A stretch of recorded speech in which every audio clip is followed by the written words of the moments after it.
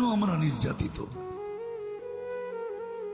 যে উম্মতকে আল্লাহ কুদরতি হাতে বাছাই করলেন, আমরা বাছাইকৃত, কুদরতি হাতে বাছাইকৃত এই উম্মত।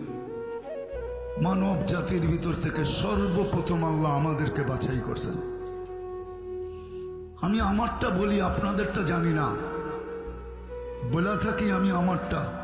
মনে হয় লক্ষ কোটি মানুষের ভিতর থেকে আমি যখন কুদরতি হাতে উঠছি, তখনই মনে হয় আল্লাহ বলছেন তোকে উম্মতে মুহাম্মদী বানাইলাম।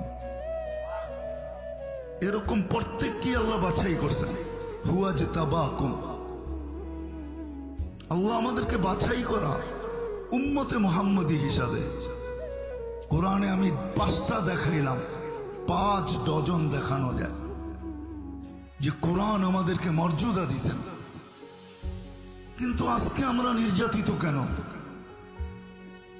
আমার মনে হয় গরম শুনতে শুনতে আপনাদের ঠান্ডা ভালো লাগতেছে না, এজন্য আমি কথাকে গুছায় নিয়ে আসছি।